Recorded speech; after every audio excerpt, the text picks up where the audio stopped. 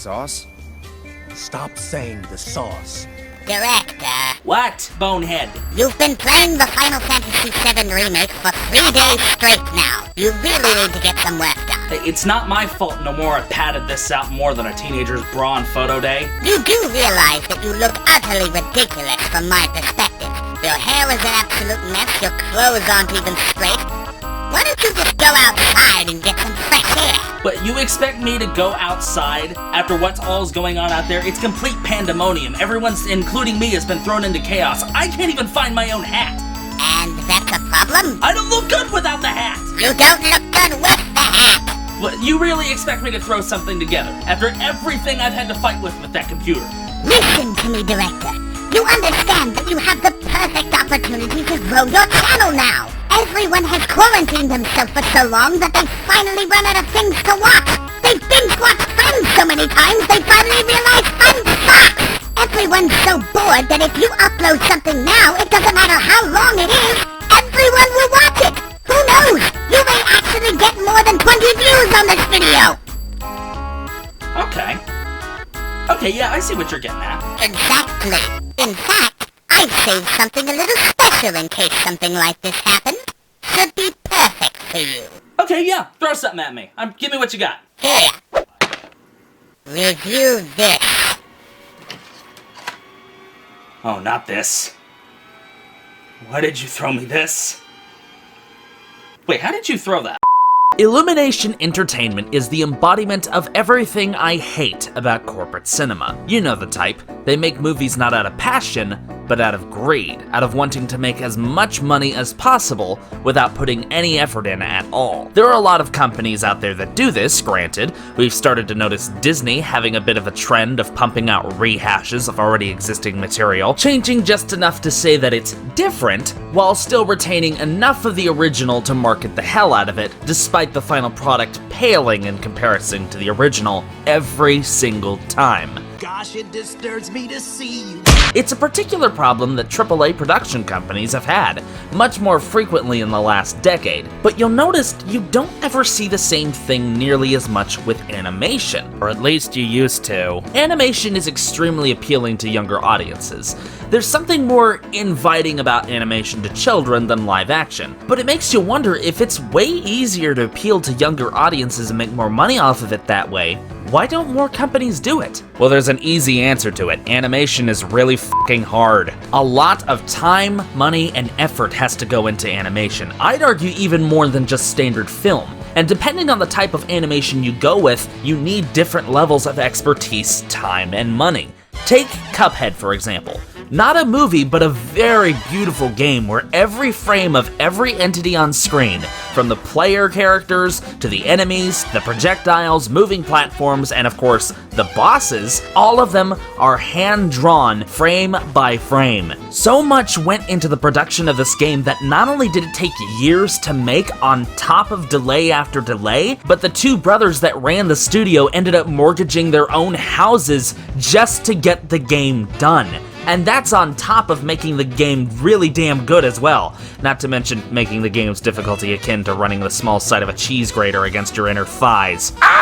This is an extreme example, granted, but Cuphead would not have looked as good if they just used any animator when they were drawing the characters. 2D animation needs dedicated illustrators. 3D animation needs people who can rig models, texture them properly, and right now I'm dipping into learning on how to shoot stop motion, and let me tell you, that's a whole different can of worms. It's not only tiresome, but it's pretty damn expensive sometimes. A lot of Pixar films average anywhere between $185 to $200 million, which makes sense for a high-budget animation company. Hell, Disney alone holds the record for the most expensive animated movie ever made with Tangled at a budget of $260 million, which is almost $100 million shy of Avengers Endgame at $365 million. In short, animation is not cheap, and sometimes you gotta cut corners. You can make a movie that's good and cheap, but you can't make it fast that way.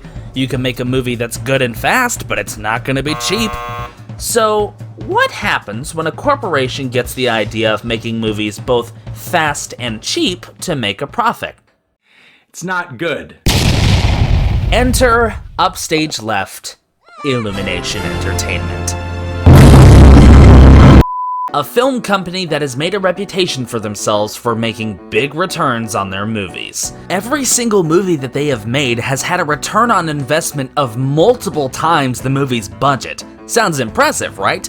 Well, don't get too excited, because if I'm being honest, they're kind of cheating at this. For those not familiar with how the finances of a film usually work, a good rule of thumb to tell if a movie is successful or not is to look at the budget and then see if the box office return is higher than that. But an easy way to skew those results is to make the budget lower. The less you spend on a movie, the more you get in return, the more profitable your project, and the more likely you'll get greenlit for other projects, or sequels, but we'll talk about that another time. And Illumination has done this for every single one of their movies. Their first endeavor, Despicable Me, only had a budget of $69 million. I'm pausing for a moment so the 3-year-olds can get the laughs out of their system, and it ended up widely successful, netting a return of $543.1 million.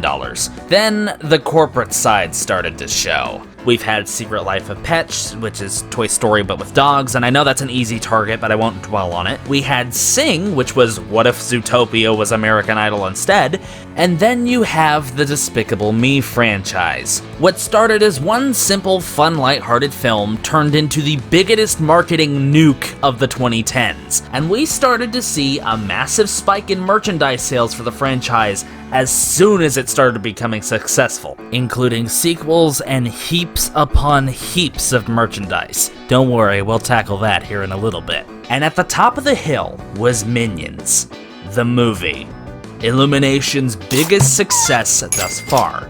And I'm sure to nobody's surprise, I think it's their worst movie to date. And in order to demonstrate why I can't stand Illumination, I have to point my crosshairs straight at Minions and shoot right through their f***ing head to hit Illumination behind them. And I know what you're thinking, that sounds really harsh. Like, I get that. It sounds overbearing to go this hard on a kid's movie, and normally I wouldn't. In fact, I had full intention of approaching this calmly and fairly. Or at least that was the plan. See this here? This is my old hard drive. It has about 3 or so years of my work, plus the project file for this video. It's dead. It just kinda happened suddenly and without warning for some reason. And I was a good 30 minutes into the video too when it happened. So guess what? Not only did I lose most of my portfolio, but now I have to start the video all the way from the beginning again. So yeah, if this sounds like overkill, allow me to stress that I no longer give a I'm as mad as hell, and I'm not gonna take this anymore! I am gonna drag Illumination to the top of Hell in a Cell, and I'm gonna throw it into the cold concrete below! Hold on to your lug nuts!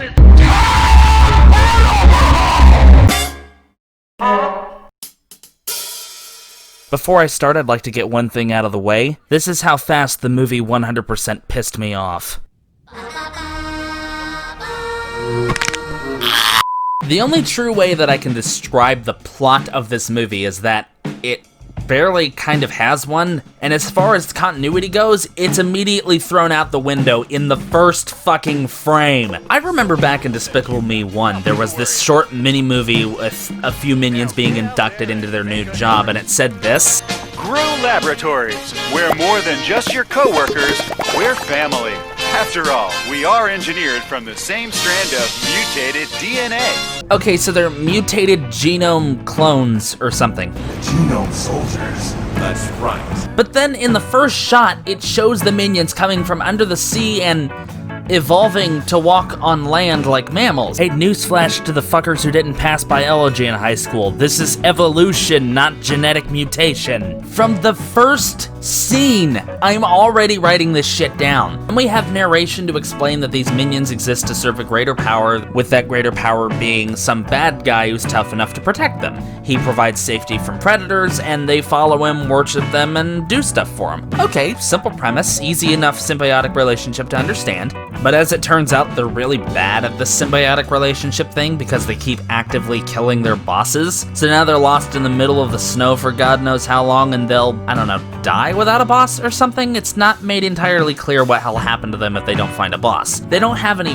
natural predators. In fact, they keep turning predators into protectors. The movie shows later that they're basically indestructible, so they don't really have to worry about being killed by predators. They maybe only eat bananas? What's even the point? But apparently they need a boss, so this one minion, Kevin, decides he's going to go out and find a boss for them, and then these two, Stuart and Bob, decide they want to go with them. Stuart's a bit reluctant, but he's primarily fame-driven, meaning that if something he could do would land him fame and popularity, he'd go for it. Bob actively wants to help, but he's small, he's weak, and Kevin doesn't want him coming along because he's too inexperienced and he'll be a burden on the whole group. But nobody else wants to go on the journey with them, so Kevin has no choice but to bring him. He needs all the help he can get. You have a leader who doesn't like the two people he's with, one that's only in it for himself, and one that wants to help but can't because he's too weak.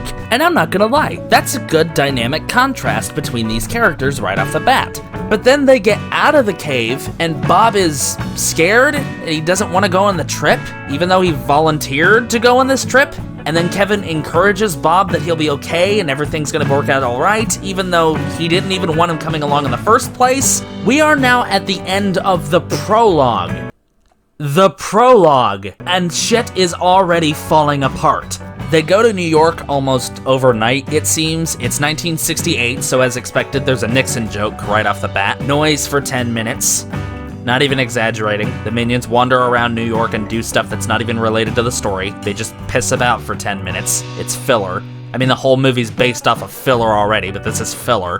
They discover a convention of villains and decide that they can find a new master for their people there. They meet Scarlet Overkill, voiced by Sandra Bullock, or as I like to call her, the woman who kicked James Cameron's ass, good for her. She hires them to help her steal the Queen of England's crown. They get weird gadgets that'll help them steal the crown, one of which being this hypnosis hat that results in this scene.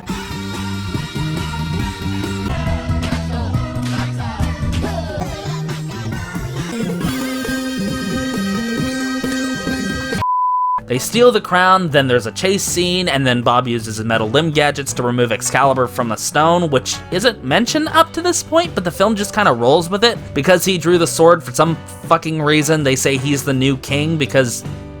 I don't fucking know, you find a way to progress this plot. Then another 5 minutes of filler, the exact same filler as before. Then Scarlet Overkill gets pissed because she thinks they took the crown for themselves, even though the moment she gets there, they immediately hand the crown to her, as promised. But then she throws them in the dungeon because villain, and then they escape the prison, and then because villain, while she's being coronated as queen, they drop a fucking chandelier on her head, and then she survives, and then Kevin gets in a machine that turns him into a fucking kaiju, and then stop, roll it back. We have a problem. Remember back in my Alone in the Dark video when I discussed my rule of motivation and plot? Oh, you didn't because this somehow ended up being in your recommended feed and you aren't subscribed to the channel? Well, in that case, you should probably fix that. There are a lot of and then moments in this movie, and that's not a good thing. And I understand that children don't have a strong attention span, so you have to keep them engaged a lot more than an adult audience. Unless it's a Fast and Furious movie, in which case the child attention rule still applies. But just because children don't have a stronger attention span doesn't give you an excuse to just throw shit together for no reason and call it a day. Because your lack of work will show when those kids look back at your movie years down the line. Longevity seems to be a foreign concept here. And here we've got ourselves a problem that plagues not only this movie, but every Illumination movie ever. Things happen for no fucking reason. It's a screenwriting nightmare trying to get through any of these Illumination movies. A consistent overbearing problem with every Illumination movie is the consistent breaking of the rule of therefore, a rule that I'm sure most of you are tired of hearing me bring up, but it's one that I live by as a writer, so fuck you. Despicable Me 1 is the only movie in their lineup with clear motivations, character motivations that make sense, a constant ebb and flow between scenes, save the overuse of Pharrell Williams, that is. Despicable Despicable Me is still a decent movie, and it's the only one that I can tolerate. But everything after that, from Hop to its Secret Life series to even the poor Dr. Seuss adaptations, the rule of therefore is broken consistently with every single movie, because Illumination is only concerned with enticing those who don't think situations through. They like to pander to specific demographics, and that's no accident. With the Minions, it's a constant barrage of noise and chaos tied together with the plot that can only be compared to the webs of a cellar spider after it's been introduced to the wonders of LSD. And the biggest reason is that Illumination knows that the younger audience demographic, as well as the easily entertained older ones, will be entranced by it. I would know because at one point in my time, I loved the hell out of these movies. I enjoyed the faster pace, the nonsensical adventure, and the overuse of fart jokes. Most general audiences do. But this movie is only 5 years old. Hell, I've been with my fiance for 80% of that time. So what changed in me between then and now? You know, aside from world events from the past 4 years causing me to develop a morbid sense of humor. To put it simply, I grew up. And that's what I'm trying to explain when I say longevity. These movies are made for the short term, for an audience of children who will either forget or outgrow this material just in time for the boomers to pump out a new batch of children for these companies to throw the same shit at again. Or in layman's terms, the marketing tactics of Jake Paul's merchandise. The plot of these movies only ties together to provide some sort of continuity between them. But that's not why they're being made. The plot itself barely holds together, but that's not the biggest problem here. In fact, it may be the smallest one. Now let me be very clear when I say this. I am not an animator. I mean, that one should be clear already. I have no training in the field of animation, and aside from stop motion, I have not handled the type of 3D animation that Minions utilizes. However, there are continuity errors that are so fucking bad in this movie that even an amateur animator or simple cinematographer would be able to point them out. And they all seem to be out of sheer laziness. For example, there are 2 different cars in this scene that pass by. One's an old Volkswagen type van, and the other's a car driven by an old lady, and both of them have the exact same license plate. Bob doesn't bring that red lunchbox with him inside, but all of a sudden it suddenly disappears in this frame. Bob's right eye can't seem to make up its mind on what color it is. I'm aware of what heterochromia is. I happen to know a very cute toy Aussie that has it, but only one of these eyes changing colors is not a genetically possible thing. Or it could be leading to pigmentary glaucoma, in which case he should probably see an optometrist. Or in between the scene where the Minions leave, their goggles are lined with brass, and in the very next when they're out at sea, their goggles are suddenly lined with steel? And keep in mind, they don't have their new outfits yet with the overalls. If the goggles changed then, it would be somewhat forgivable, but this changing suddenly between 2 different scenes? Oh, but director, don't the lighting and texturing look really good for animation in 2015? Except when you consider that lighting and texturing happen way later in the animation stage, and even so, many different phases would have to be gone through for animators to realize that something is wrong. So to say that, oh, the textures look nice, is not enough to make animation look good. But again, I'm not an animation expert. I'm not going to claim that I am, which is why I'm not spending too much time on this subject. Now, character design, on the other hand,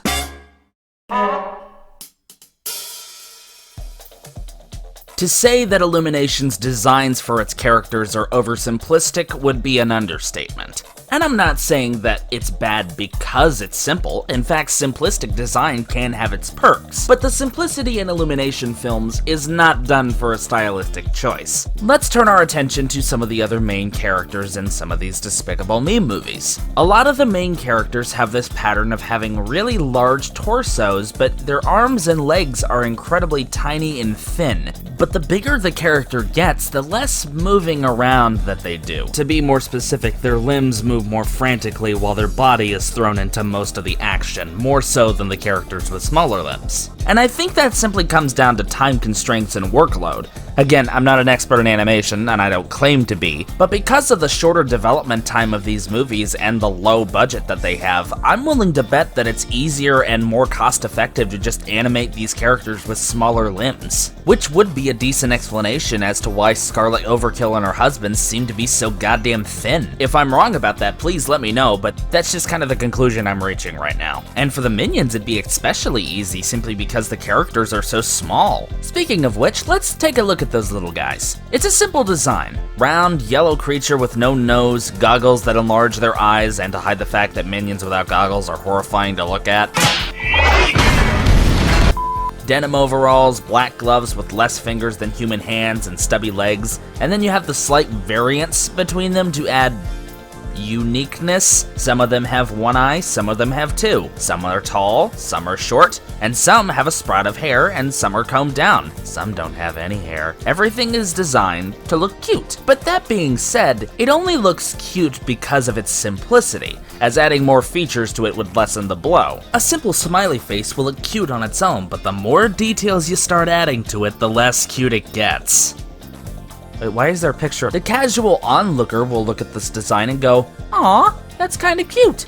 Yeah, because they don't have a lot of detail. Everything looks cute without detail. That's why a lot of camera apps like Snapchat have several filters that smoothen skin and make everything look cuter. They also like covering up the nose a lot. This is the simplest form of making a cute character. The bare minimum. Literally all someone did was take a and put eyes right up there at the and then put some pants on the bottom of the and then bam, minion. What?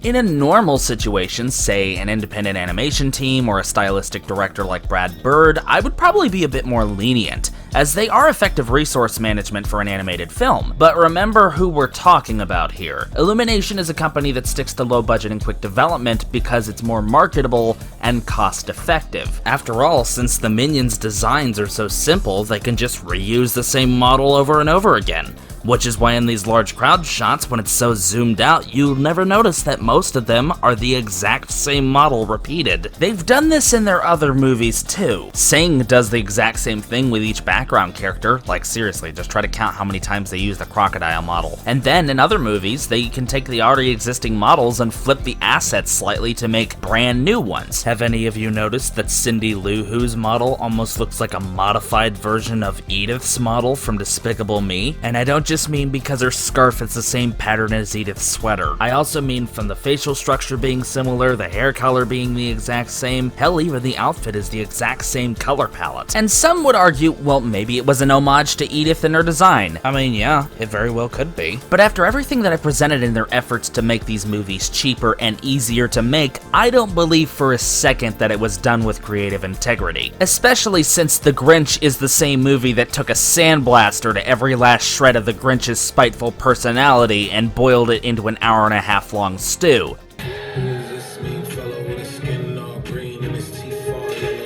Excuse me, he has the whitest teeth I've ever fucking seen in my life, you Tyler the Liar, more like. Illumination doesn't make movies for the sake of creativity, they make movies for the sake of marketability. Oh, and speaking of convenient dialogue transitions...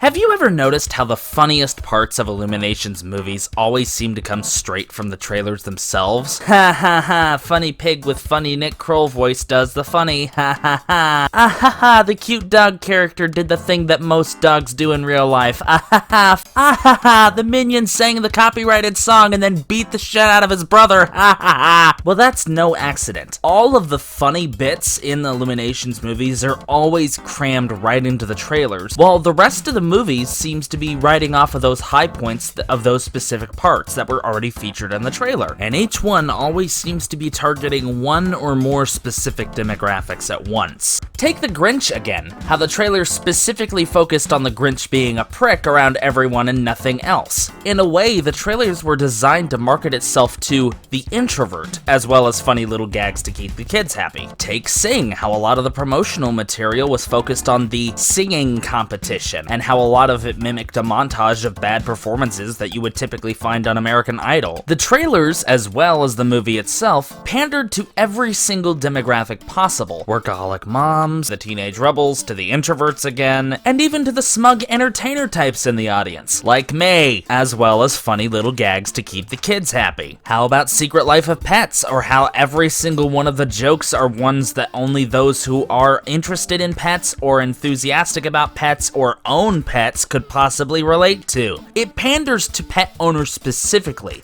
to those who love animals, and especially to those who are easily amused by animal antics, as well as, say it with me now, funny little gags to keep the kids happy. All of these Illumination movies are designed by committee to appeal to one or more specific demographics. And yes, I'm aware that that's typical for a normal movie to do, par for the fucking course. Keep in mind the budget and time frame that these movies are made in.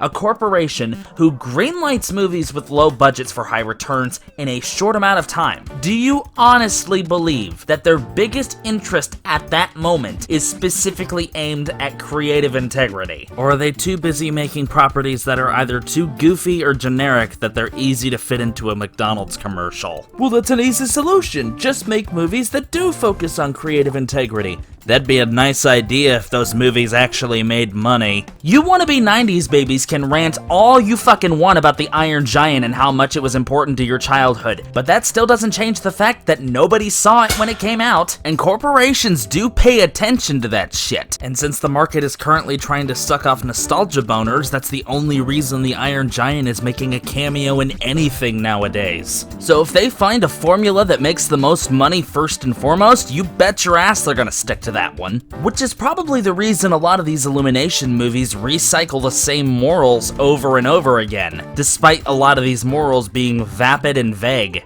In fact, the one movie that Illumination has made that I'm mad about them selling their morals short is Minions. They had the perfect opportunity to have a strong message about not selling yourself short. The entire movie, these minions are searching for their own boss, but in reality, the three main characters find that they themselves are unique in their own way, and that as long as they have each other, they don't need someone else to tell them how to live their lives. Throughout this whole movie, we are given example after example of these bosses manipulating and exploiting these minions for their own needs. But what the movie could have done was shown that these minions don't need someone above them to tell them how to live their lives, because they've got each other's backs. Then again, that does sound an awful lot like union talk, so I doubt the corporate overlords would have greenlit that anyway. And because this movie is a prequel, they find Gru and they immediately follow him. Ergo, this movie is a prequel, which means this story continues in other chapters. In other words, buy our other movies, please. It always seems to come back down to the marketing, doesn't it? Why else would a significant amount of the budget for these films go to the voice actors? Oftentimes celebrities that have maybe one characteristic that's resemblant of the character they're voicing. Hey, that rabbit's mad at everyone for being bigger than him, and he's voiced by the guy who makes comedy about the fact that he's only 3 inches shorter than me. Hey, the villain is voiced by that one woman who kicked James Cameron's ass in the Oscars. Good for her. Hey, this pig is voiced by the sick mastermind who created Big Mouth. I know those people. Why else would they make a movie about a singing competition so they can cram a fuck ton of celebrities into the main cast? Not to mention pump 33 of the most popular songs at the moment into its runtime for audience points. Why the hell else would something like Trolls be getting a sequel at all, if not for that reason alone? And Illumination treats that fact no differently. Could someone please explain to me how the hell they got one of the creators of South Park, Trey Parker, in Despicable Me 3 as the villain? I still have no idea how they managed to swing that. So it turns out while I was editing this, I actually found the answer to that question. Trey Parker really liked the idea of working on something that his 4-year-old daughter could actually watch. I got asked out of the blue through my agents, and they're like, oh, they're wanting to know if you want to do this. And I was like, wow, no one's ever asked me to do that before. And at the time, my daughter was about 1.5 years old, and I was like, she could actually watch this. Like, this is something I could do that she wouldn't have to, I wouldn't have to keep her away from. So it was kind of great, and it kind of like all comes down to, this was the moment this was the day I was always thinking about, was being able to take my daughter to a premiere and say, yeah, see, I did that, because I can't do that with South Park, because I'm like, Daddy does this, you can't watch it, but this is what Daddy does, And you know what? I'm not gonna knock that. That's wholesome as hell. Why else would Sing, a genre of film that would appeal to literally anyone who has ever seen American Idol, be so packed with well-known actors and not career voice actors? Matthew McConaughey, Seth MacFarlane, Scarlett Johansson, Reese Witherspoon, Jennifer Hudson, actors like these take the limelight, and the film makes buttloads. Star power plays a huge part in marketing, especially with animated films nowadays, stemming all the way back to Aladdin when the late Robin Williams played the genie, and Illumination plays into it just as much as anybody else. How many people went to see Moana because The Rock was in it? Or because the guy who wrote the music made Hamilton? Aha, see, star power goes both ways there. Minions had this with Sandra Bullock, which I've joked about before, but there was one trailer specifically tailored to her character and the fact that Sandra Bullock was voicing her. And you know what, for what it's worth, Bullock is actually really good in this movie. The character's motivations are kind of screwy, but her performance makes it tolerable. But she wasn't cast because of her acting ability first and foremost. She was cast because she's a recognizable name to anybody who's not a child. And she'll make it easier for Illumination to sell the movie and merchandise to an audience member who is in fact not a child. But star power alone does not a good movie make. The new Cats movie relied heavily on celebrity casting, regardless of if they fit the role or not. Remember how much of its marketing heavily centered around Taylor Swift being in the movie, despite being in literally only one scene? Hell, celebrity marketing alone not only explains for Cats, but for a lot of movies as to why the everlasting fuck they keep hiring James Corden. Better yet, riddle me this. How many people do you think got hyped about the Pink Panther reboot with Steve Martin, not because it was the Pink Panther, but because Beyoncé was in it? How many people went to see the movie Dreamgirls because Beyoncé was in it? How many people went to see the Lion King remake because Beyoncé was in it? Now, is it a bad thing to cast only celebrities in main roles? No, not at all. Celebrities is just a fancy way of saying recognizable actors, at least in the case of Hollywood. Hell, Knives Out had an all-star cast and it was pretty good. But in Knives Out, these actors were cast in these specific roles because of their ability to portray their specific type of character. Illumination doesn't do that. The fact that Illumination relies heavily on star power only cements marketability as their main focal point. Hell, this tactic has started to bleed into other media as well. Call of Duty Advanced Warfare had Kevin Spacey as the main bad guy, which coincidentally has become my favorite Call of Duty in the franchise. I mean, I hate the game and it's boring as hell, but the ending involves letting you drop Kevin Spacey to his fucking death, so I'd say it's worth it. And then we had E3 2019 with Cyberpunk 2077, with the lovable puppy-avenging mug of John Wick himself, Keanu Reeves.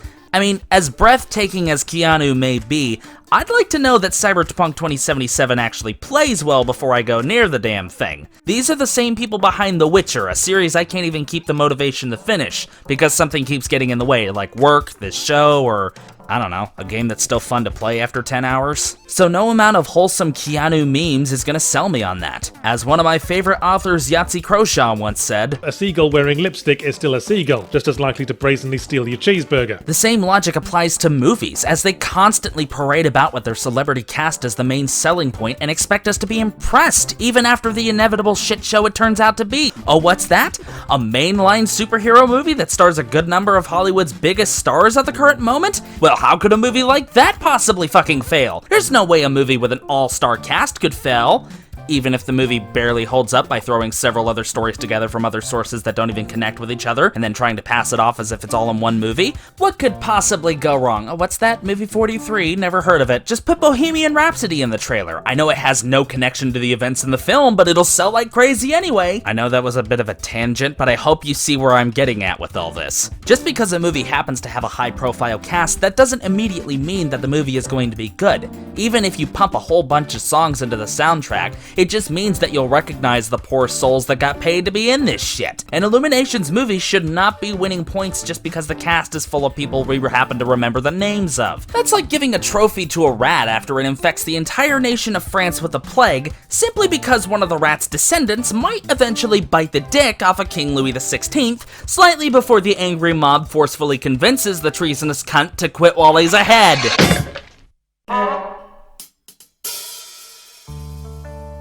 But director, I hear you ask.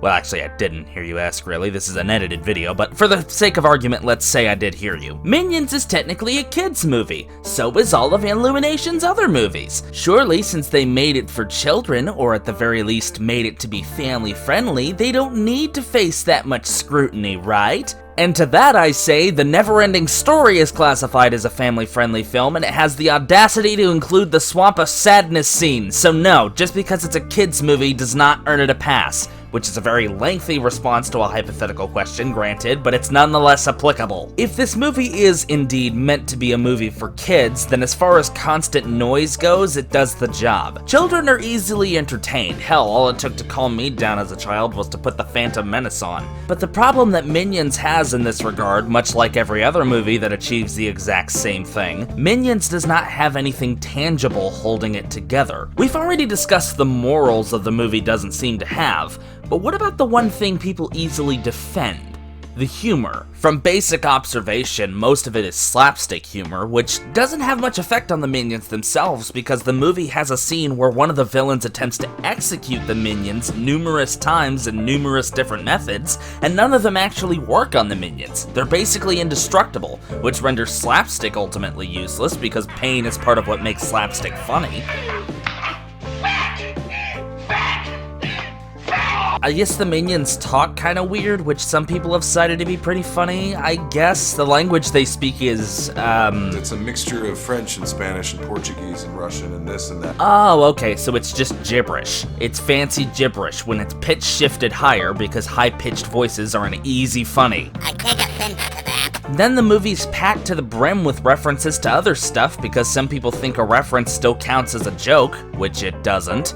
The movie takes place in 1968, so obviously there's at least one Nixon reference, which is still kind of funny, but only because we understand the context. There's a lot of references to past historical figures in the montage of other villains they've worked for. Napoleon getting shot point blank with a cannon being one notable factor, despite the fact he actually wasn't that short. He was actually 5'7", which means he actually wasn't short, because you know what? I'm 5'7", and I'm not short, so there's no way he could have been short. Take that, society. But then there are references that are so goddamn specific, I'm not sure who exactly they're appealing to. This song the Minions sing here, this is basically a minionized version of the title song from the Broadway musical Hair, which is only going to be recognized by two demographics, either 30 to 60-year-olds who fondly remember the late 60s and were also impartial to the Vietnam War, and two, hardcore musical nuts like me who recognize the song from the musical it's from. The musical would have premiered on Broadway a few months before the Minions will arrive in New York City, so this technically does fit the time frame, even though the Minions would have had no time to see this musical when they got there, and the movie itself wouldn't be out for another 11 years, but after some time, I think I'm okay with this reference. In fact, I think they should have gone all the way with this reference and had Minions end just like Hair did, with the Minions being shipped to the Vietnam War in someone else's place and killed. But getting back on track here, the main problem I have with the argument of it's a kid's movie, there's no need to be so critical of it because it's for kids, is that it completely ignores the kids' movies that were made with 10 times the effort of Illumination films, has a higher longevity because of it, and still does all of the same marketing gimmicks that the Minions does. In fact, let's take a quick detour here and let me show you a movie that does just that. See you need, fill me. Robots is a movie that I feel comfortable on record saying is the only good movie Blue Sky has ever made, and before you yell at me, I wanted to make sure that statement was justified, so I went back and saw Rio because I hadn't, and people said that was good, and yeah, I wasn't really missing anything, so the point still stands. Robots does all of the same shit that a lot of kids' movies do, including Minions, the ones I've been harping on. A lot of pop culture references that date the movie, one character specifically dedicated to slapstick, the all-star cast that I mentioned was a problem earlier. There's a lot of things in here that date this movie, and it suffers from a lot of problems that Minions also suffers from. And yet, for some reason, Robots is actually good? The all-star cast isn't just here for marketing, it's actually been tailored to each character, each actor fitting perfectly with who they're supposed to. That's not to say that they don't use the marketing thing though, because they sure as hell did, what with spamming poor late Robin Williams' name all over the marketing. You have Ewan McGregor, Obi-Wan Kenobi himself, as the main character Rodney, who pulls off the curious, determined inventor personality well. The late Robin Williams is Fender, the aforementioned slapstick character, who actually does still get a laugh out of me, because, come on, it's Robin Williams. Only goes with insurance. Oh, I forgot. Everybody, come on! Halle Berry, Stanley Tucci, Amanda Bynes, Drew Carey. Hell, this movie even has fucking Mel Brooks as Big Weld, and it's a match made in fucking heaven. Do any of you who saw this movie remember Tim, that tiny obnoxious-ass gatekeeper? Yeah, that's Paul Giamatti. I didn't know that until years later, and it makes all of his scenes even funnier to me now. You really think I'm gonna let you in? But I'm not. Robots does all of the same marketing shit that Illumination does. I mean, it's blue sky, par for the fucking course for them, but that's a can of worms for another day. But the difference here is that not only does Robots still hold up, it arguably hits harder today than it did in 2005. It has a very, very strong anti-corporate message that hits home way harder than it did back then. It's got a really good commentary on the healthcare system, which is still relevant today. It's got a good commentary on economic power struggle, which is also still relevant today. I really don't want to talk too much about this movie because there's a whole lot to dissect here and I don't want to get off track. Let's just say for now that I really like this movie and that it really holds up in comparison to what Illumination does, and move on for now. You know, I tell you what, if I ever hit 1,000 subscribers, I'll review Robots. There, finally have a channel goal after 2.5 fucking years. That's the kind of longevity I'm talking about. That's a 15-year-old movie, and I'm still able to look back on it and see so many things that I have to keep myself from getting off track.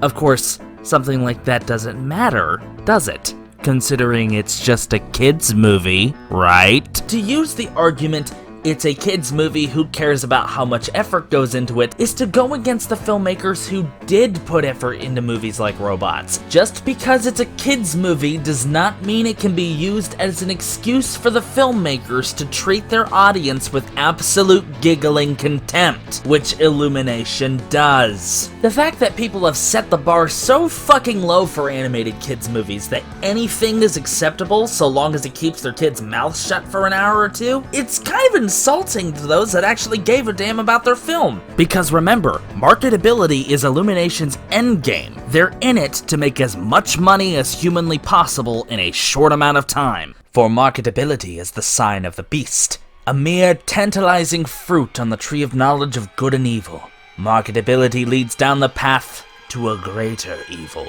A greater evil that... You know what, this melodrama's bullshit. Let's talk about the merchandise. Buckle up, buckaroos! Do you want a Minion cup? How about a Minion plush? Minion board game to ironically teach kids about the dangers of corporate overlords while still being sold to you by a corporate overlord? Minion slippers for when you feel sleepy? Or maybe some Minion pillowcases and Minion bed sheets, because that paralysis demon in the corner of the room staring at you wasn't scary enough already. How about a Minion drawstring backpack? Or screw it, just get your kid the full-size Minion backpack. Better yet, give them the one that's also a plushie, 2-in-1. That way the bullies that have been picking on your child for weeks will run terrified the moment they see this thing. God knows I would. Maybe you'd like some Minion car seat covers, so that when someone tries to steal your car...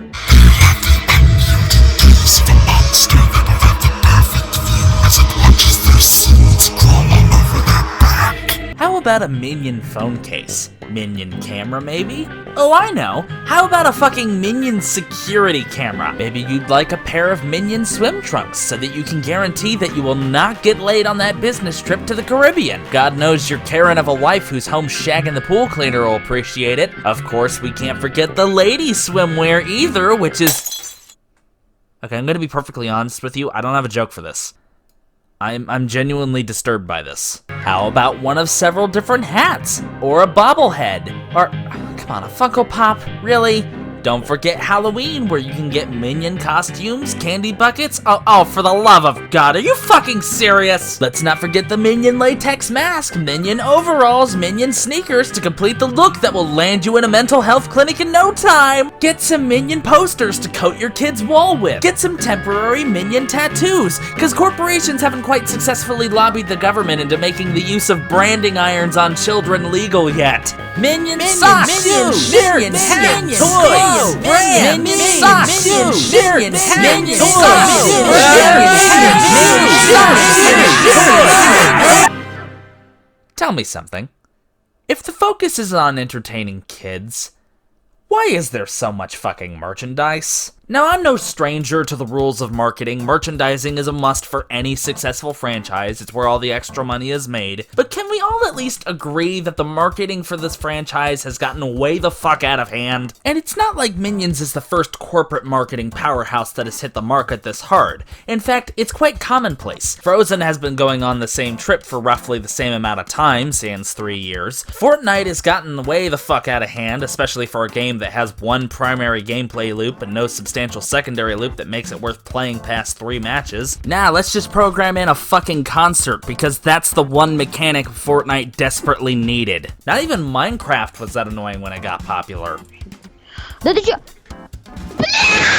In fact, the one I shouldn't even have to use as an example is Star Wars, because Star Wars has been doing this for over 40 years, but I'm going to because it helps my point here. In the over 40 years that Star Wars has been out, I have never met one person that has 100% hated every single piece of Star Wars merch ever made. In fact, for most people that I've met, if there's something Star Wars related that they hate, there's usually something else I can point out that they really like. Like me, for example, I like the Porgs, and I think Jar Jar is just kinda okay. I mean, he's not unbearable, but he is a bit much at times. And there are people out there who absolutely hate both the Porgs and Jar Jar, and that's fine. But there is one thing that Star Wars has up its sleeve that Illumination doesn't. Oh, stop tap dancing about the point, you Napoleon-esque gremlin. We all know that everyone loves the everlasting fuck out of Star Wars to the point of deity worship.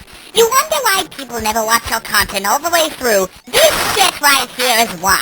Maybe if you didn't pander about these videos because you think you're some intelligent paragon of knowledge who likes to write scripts, despite the fact that you haven't published a damn thing in your life, then maybe you'd be able to retain your audience for longer than 5 minutes, you overcompensating, curtailed dimwit. There is Star Wars merchandise out that to this day is so good that people still talk about it. Do any of you remember Rogue Squadron for the Nintendo 64? Did you know it has a PC port on Steam? I didn't know either for the longest time, and guess what? It's even better on PC. You might need to do some bug fixes though, this port's got problems. I bet there are plenty of people out there who can cite wonderful experiences while playing the Battlefront games.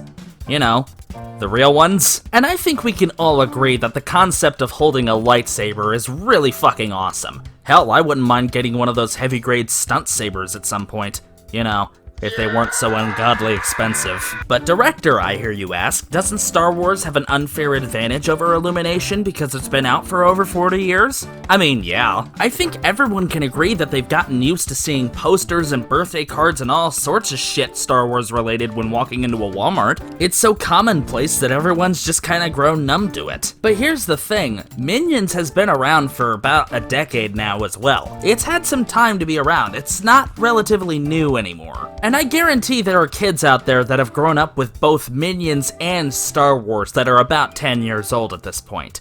So I'm willing to bet that if you give them the choice between a lightsaber and a fart gun, I guarantee you 95% of the time they're going to pick lightsaber, simply because of longevity. How many future parents of this generation do you bet are going to show their kids Despicable Me over the parents that are going to show their kids Star Wars? You know, aside from the ones that want to show their kids the Machete Order, the fuck is wrong with you? Star Wars, for better and for worse, was made with longevity in mind. It told a unique story in a very unique universe that was so captivating that it survived multiple generations and will continue to survive for generations beyond us. And that's even after all the shit the sequel trilogy Crunnchy tried to pull. Minions, on the other hand, is not in it for the longevity. They are in it to capitalize on the short term, and their merchandise reflects that. Although Star Wars does have merchandise that just involves slapping its characters onto different things and going about their day,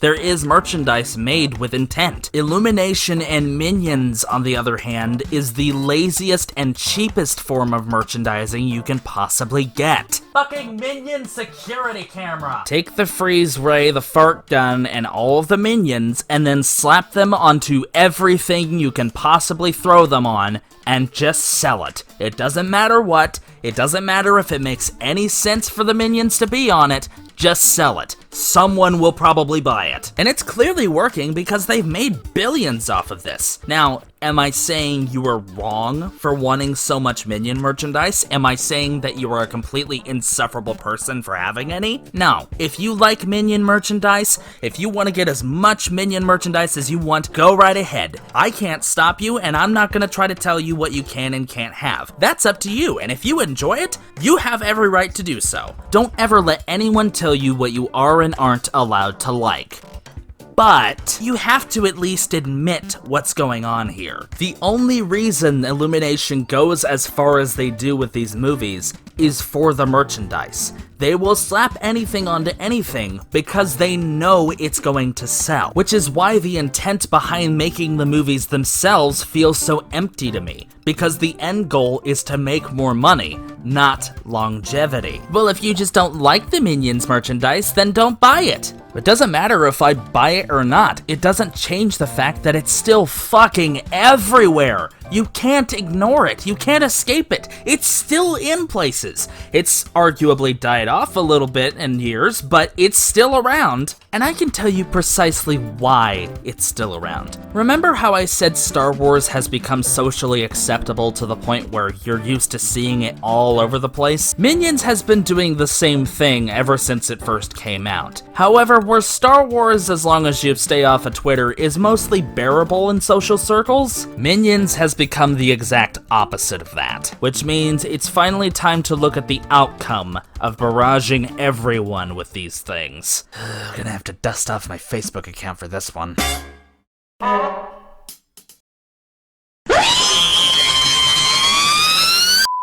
There is a very good reason why I hardly ever go on Facebook anymore. I mean, aside from mining for dog memes, that is. Raise your hand if you have ever seen anything like this on your timeline. If you've answered no, then you've never had a Facebook account. Memes are kind of hard to explain. They're an essential communication method of the internet, I guess. Everything that ever happens in the history of anything ever is subject to memes. You could hand the internet a story about a man who's been involved in Hollywood for decades, who has sexually exploited several women in the industry and is now being sentenced to jail for it, and they will meme the shit out of it. But here's the thing, memes are extremely sporadic. It's nearly impossible to gauge what meme becomes viral and what won't. The life of those memes is also unknown. Some can last for as long as the internet itself, while others die the minute they're born. However, there is one thing that can be measured, and that is if a meme is keck or cringe. The fuck? Sorry, I was writing shorthand. Have you been messing with my script? Yes. How the fuck? You have no limbs! How did you— That's not important right now. Here's what is important, though. What is the one thing that ultimately decides if a meme is good or bad? Normies. If a meme is unfortunate enough to hit the mainstream, or God forbid if it starts from the mainstream, you can guarantee that that meme will be spammed over and over again past the point of the meme's death. And 99% of the time, these memes are fucking garbage. Do any of you remember those bootleg shirts they used to make back in the 2000s that had some kind of copyrighted character on them that had text that wasn't approved by the copyright owner? Yeah, when the internet became mainstream, boomers really didn't know how to handle this, so they just made these as memes over and over again. And one of the most prominent of these formats happens to be the Minion meme. Almost every single time these memes will have the same format. Every single one of them has nothing to do with the Minion. In fact, most of the time the Minion is basically there as a reaction image. But we have to ask, What the fuck does it have to do with this thing? When something hits the mainstream like this, it's cute, it's friendly, and it's so blank a slate that you could slap anything onto it and the mainstream will hammer it in as many times as they possibly can until they get bored with it. And that amount of hammering gets everyone else nothing, except maybe some holes in your drywall. There used to be so goddamn many of these things you couldn't escape them. You log into Facebook and depending on your friend list, at least one person each time will have shared something like this. Or at least, it used to be. Recently, the minions have finally died off. You'll notice as of late the meme has mutated and taken a new form, something much more recent, Baby Yoda. We have had nothing from the minions for so long, the mainstream has finally moved on to this cute little guy. And then proceeded to tie a rope to its ankle and drag it from the back of their pickup, and they're not gonna stop until every last bit of this little guy's bones are smeared all over the road. I mean, what am I supposed to say about this? Look at it, it's the same meme! It's the same meme! If an idea resonates with a lot of people, they'll echo that sentiment for ages, and there's nothing wrong with that. But the fact that this kind of recognition is being shown in appreciation for a franchise that only goes out to achieve the bare minimum solely so it can make bank off of the people that are drawn in by it, that's a little bit frustrating for someone like me. There are thousands out there with unique ideas, innovative concepts that have potential to change the medium of film as a whole. But unfortunately, as much as it pains me to say it, we'll most likely never get to hear those voices, because a giant corporation is making so much money off of something so basic, so minimalist, that it ends up being so successful that it drowns out those other voices. It can be really frustrating to work on something for so long and so hard to get nothing out of it in return, when you just look out the window and see somebody else has barely done anything and got everything. You can like the minions if that's what you want. That's fine. There's nothing wrong about that. But you have to at the very least acknowledge the intention behind its creation. Because if Illumination keeps making more money from doing the bare minimum, they're gonna start putting in less effort in their future projects. And at some point, you'll have to realize that doing enough just isn't enough. Well, at the very least, those minion memes are finally dead. Even if they have been taken over by Baby Yoda memes. Director. Of course, that means since their own memes are no longer relevant, that means their merch sales will be probably dropping soon. Which means they'll probably need to make a new movie to revitalize those merch sales, but I'll deal with that as it comes. Director. What? Monitor 1. Yes, I am pretty despicable. You don't want to cross me? Topissimo, no? Did you just trade my future for a pet rock?